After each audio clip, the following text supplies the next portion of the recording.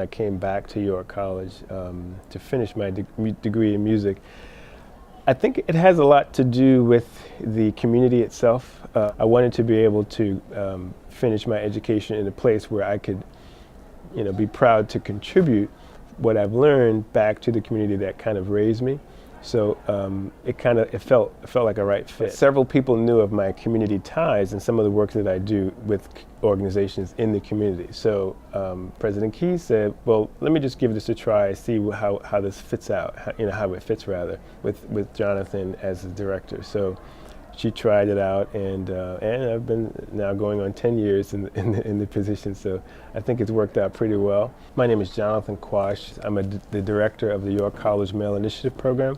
The Male Initiative Program is part of CUNY's Black Male Initiative Program. The program is designed to enroll and retain students of what we call underrepresented populations. So our particular focus is on Black and Latino males, but it actually is any underrepresented population within higher education. So we're essentially, we're in existence to get those students into college, and once they get here, to help them graduate.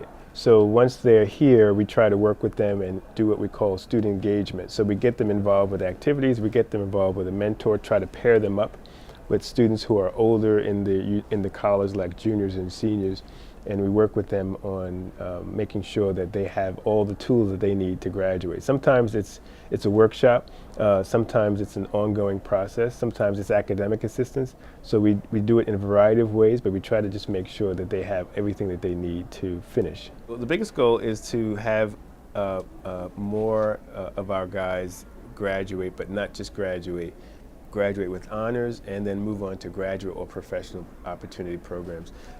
We have a great success rate. Our retention rate from my program is about 93%. The only reason why it's not 100% is sometimes students have financial difficulties, and I understand they can't continue to come. But we have an amazing retention rate. But I'd love for those guys who do graduate to ultimately move into graduate programs and other opportunities. Only because I have a lot of students who graduate sometimes with a degree in whatever, like psychology or business or whatever. And then when they do graduate, they don't really have they're not in a better position in their field. So they didn't really get a chance to do any interning, or they didn't get a chance to kind of network before they graduated. So they graduated, and they say, here I am with this degree, now what? Now what do I do? So I'd like to really build our program up a little bit more on the graduate side so that we can actually have more students that we can report to the university that, not only did we have 12 guys graduate, but 10 of those guys went on to get their master's or PhD. I think what's probably most important about our program, as well as York in general, but our program, is that it lives on the students. The most important thing about this program, what I call an engagement program, a student success program, is that the students are what make it work. So if we don't have the talented students that we have, if we don't have the students who are interested in doing things, who come with me with ideas, then we're really not able to do all that we do, and we're not able to have the impact that we have.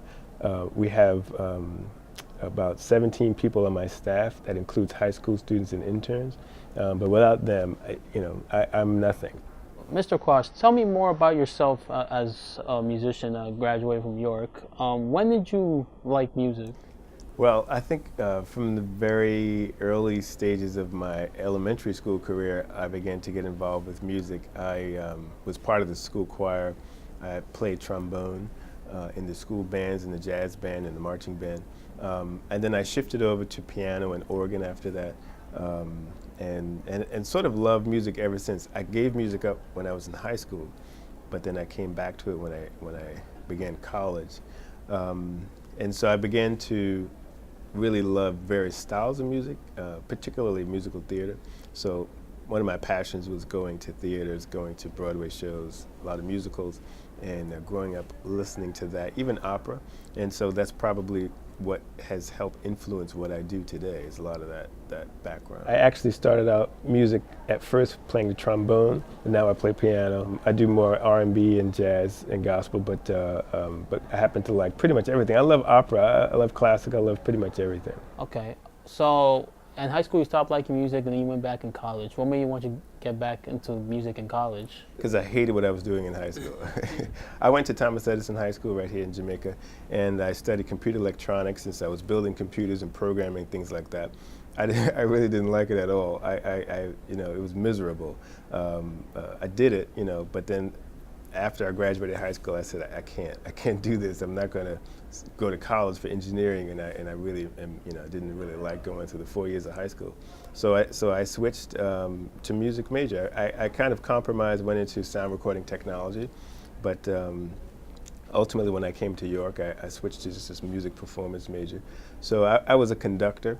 That was part of what my training is as background-wise. So that's the reason why on campus now I conduct a lot of shows, like in the theater, as well as the choir, the school choir, things like that. You teach? I do. I teach for two departments. I teach for performing and fine arts. I teach for adult and continuing education, and the classes I teach range from choir to piano, voice, music history. Sometimes I'll substitute for theory and different things, but usually it's a piano or choir class. What do you want them to have like in the future for them? To be honest, what I'd really love is for them to increase their awareness and appreciation of music, but also to have a better understanding as to what it takes to be a performer. The real goal is for them to understand that music itself is an art form, and it takes a great discipline in order to be really good at it and successful. It's not something you can just kind of do overnight and expect to be rich like tomorrow. It does require a lot of dedication, a lot of focus, and it requires a little bit of luck. Do you ever, like in the future, in music, do you ever consider maybe going, worldwide in your music? I sometimes think about that, and then I'd have to give up what I do here. So I kind of hesitate. I mean, if that happens, great. But in the meantime, if not, then at least I have insurance.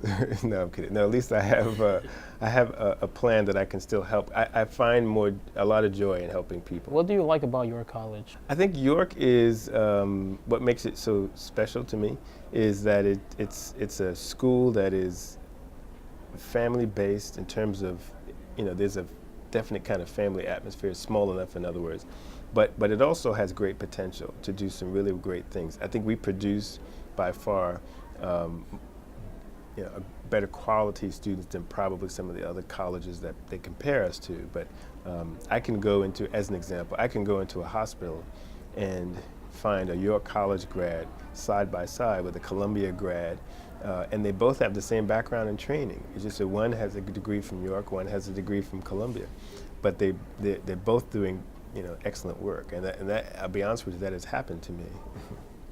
If you can make it here, you can make it anywhere.